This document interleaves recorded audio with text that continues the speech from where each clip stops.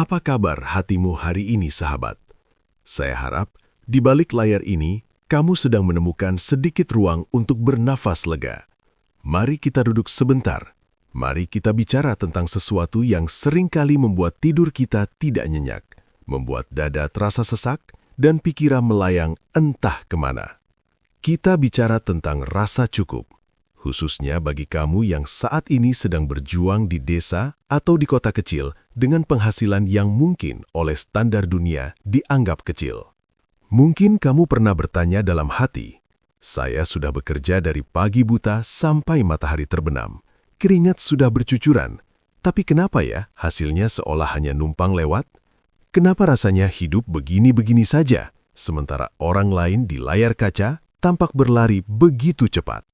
Jika perasaan itu ada, ketahuilah kamu tidak sendirian. Itu adalah perasaan yang manusiawi. Merasa lelah itu wajar. Merasa cemas akan masa depan itu manusiawi. Tapi, izinkan saya mengajak kamu melihat dari sudut pandang yang berbeda. Bagaimana jika saya katakan bahwa masalah utamanya mungkin bukan pada seberapa kecil angka yang masuk ke kantongmu? Bagaimana jika masalah sebenarnya bukan pada air yang mengalir, melainkan pada wadah yang kita gunakan untuk menampungnya? Hari ini, di channel Generasi Siap Official, kita tidak akan berbicara tentang cara cepat kaya yang tidak masuk akal.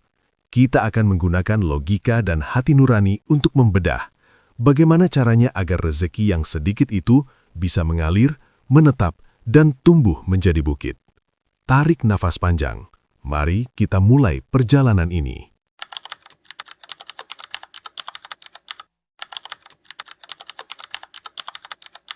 Pada bab pertama ini, kita memulai dengan memecahkan salah satu ilusi terbesar yang menghambat banyak orang dalam mencapai kebebasan finansial, yaitu ilusi balon udara.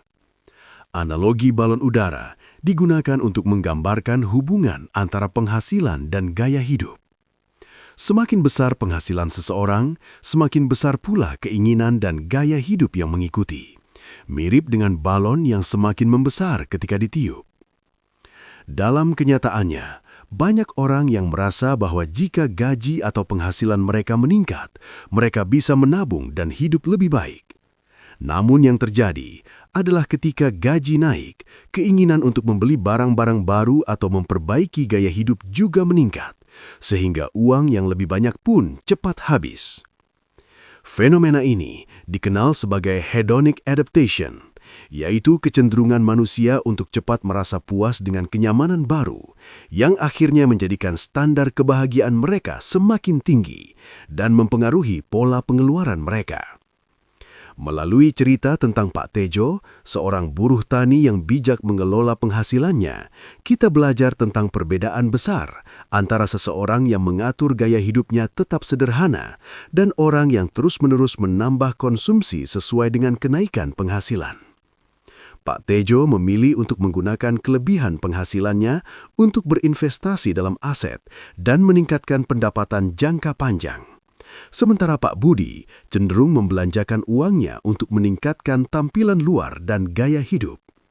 Hasilnya, Pak Tejo bisa membangun peternakan kecil dalam waktu 5 tahun, sementara Pak Budi masih mengeluh tentang penghasilannya yang stagnan. Inti dari bab ini adalah bahwa meskipun gaji kecil, gaya hidup yang sederhana dan bijaksana dalam mengelola keuangan adalah kunci untuk menghindari kemiskinan. Gaya hidup yang berlebihanlah yang seringkali menjadi penyebab seseorang tetap dalam keadaan finansial yang sulit.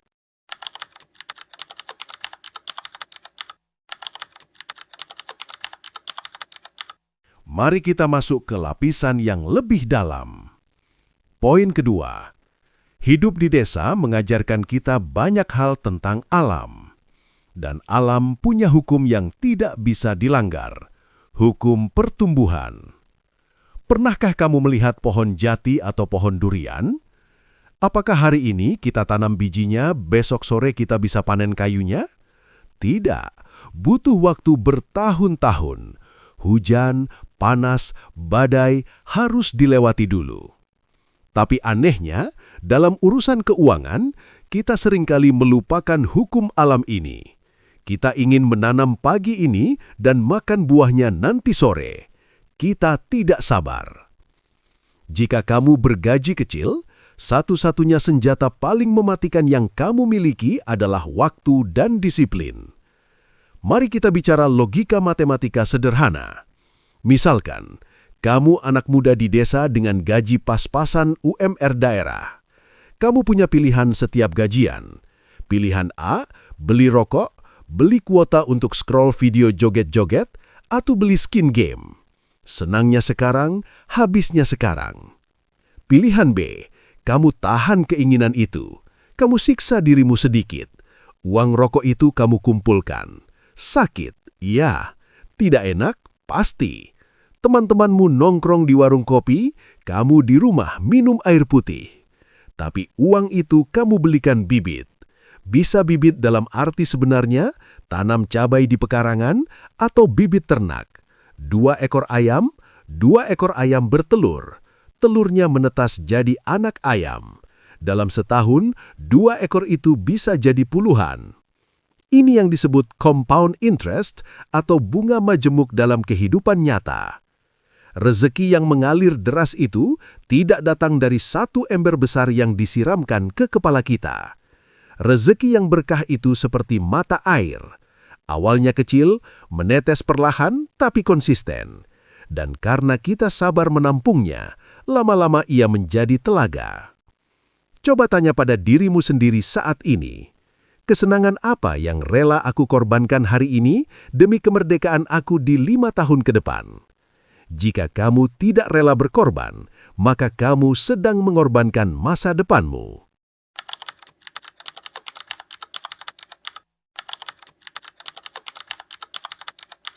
Poin yang terakhir dan paling krusial untuk mengubah nasib adalah bagaimana kita memanfaatkan alat ungkit yang ada di zaman ini.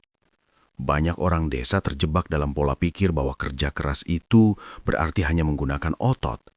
Jika kamu ingin menghasilkan lebih banyak uang, maka kamu harus mencangkul lebih luas atau mengangkut beban yang lebih berat.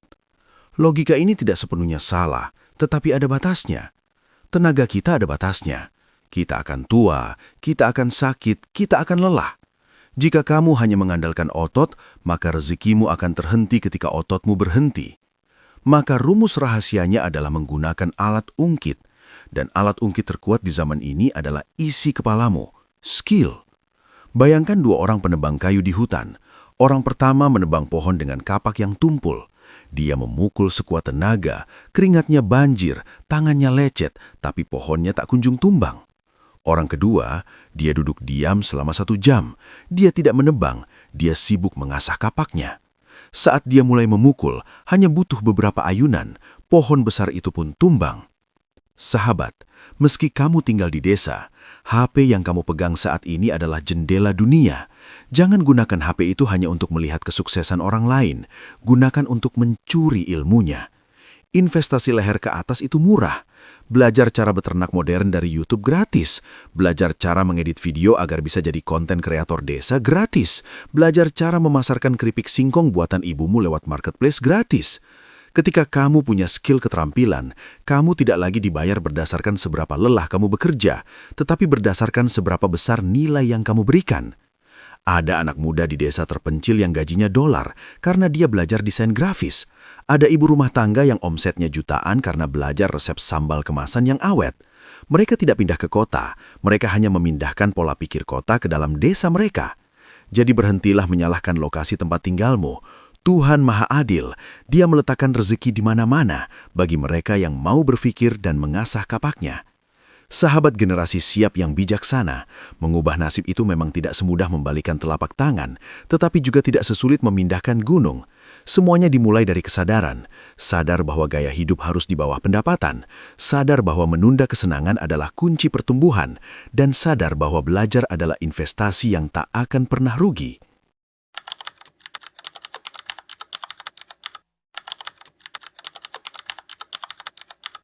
Sahabat, mengubah nasib itu memang tidak semudah membalikan telapak tangan, tetapi juga tidak sesulit memindahkan gunung. Semuanya dimulai dari kesadaran. Sadar bahwa gaya hidup harus selalu di bawah pendapatan. Sadar bahwa menunda kesenangan adalah kunci pertumbuhan, dan sadar bahwa belajar adalah investasi yang tak akan pernah rugi. Tidak ada yang mudah dalam hidup ini, terutama saat kita harus menghadapi kenyataan bahwa penghasilan yang kita miliki tidak selalu sebanding dengan impian yang kita ingin capai. Tapi percayalah, perubahan besar itu dimulai dari keputusan-keputusan kecil yang kita ambil setiap hari. Mungkin saat ini kita belum melihat hasilnya, tapi ingatlah, seperti pohon besar yang tumbuh dari biji kecil, setiap langkah yang kita ambil akan membuahkan hasil di masa depan. Hari ini, saya ingin mengajak kamu untuk melakukan satu hal kecil.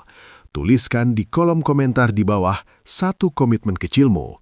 Entah itu, saya berjanji akan mengurangi rokok untuk tabungan modal, atau saya akan belajar skill baru tiap malam minggu. Tuliskan itu sebagai doa dan sebagai saksi perjuanganmu. Siapa tahu, 1 tahun lagi kamu kembali ke video ini dan tersenyum melihat betapa jauh kamu sudah melangkah.